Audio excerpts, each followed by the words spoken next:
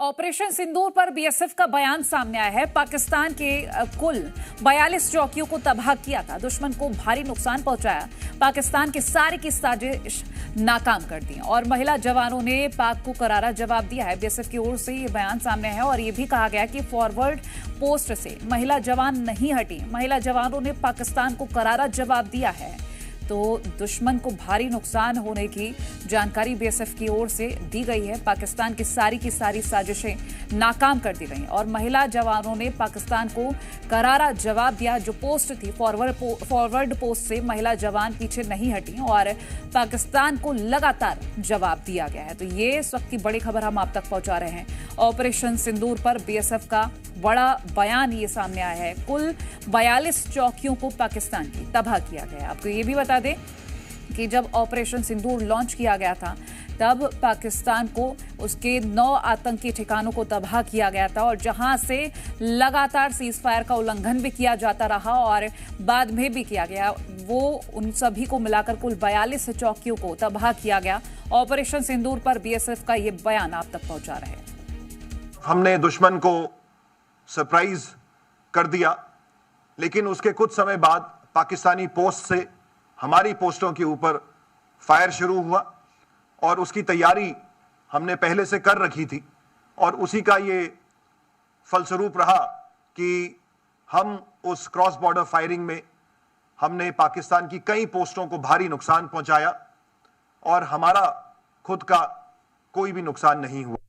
Inputs हमारे पास थे, भारी जमावड़ा जो उग्रवादियों का सियालकोट एरिया में जो इनके लॉन्च पैड्स हैं वहाँ पे है।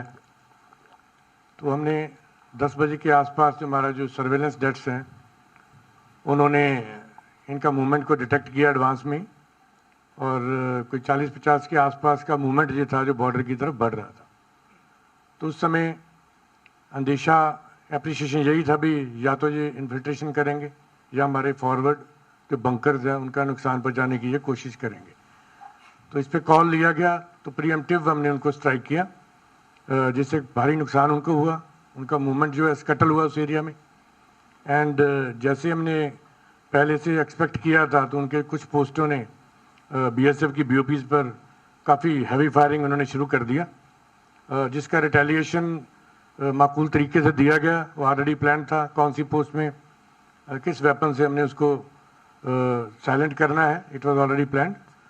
एंड बहुत अच्छा जवानों ने जो है उनका बीएसएफ की महिला शक्ति ने बढ़ चढ़ के हिस्सा लिया।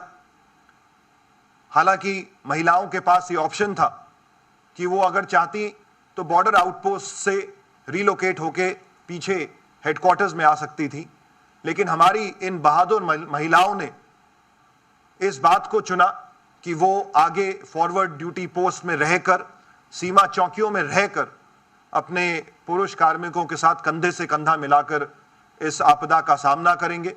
और उसी का ये परिणाम रहा कि हमारी कुछ बहादुर महिलाओं ने इस प्रकरण में पोस्ट को कमा 60 बीओपी हमारी जो है इंटरनेशनल बॉर्डर के ऊपर 60 बीओपी इन्होंने जो है बिल्कुल फायर को फेस किया है जितना भी एनिमी से आ रहा था, और 49 एफडीएल। इसके काउंटर में हमने भी जो है 76 बीओपी काउंटर पार्ट के और 42 एफडीएल में जो है काफ़ी तादाद में फायर गिराया है। इनको काफ़ी नुकसान हमने भी यहाँ से पहुँचाया।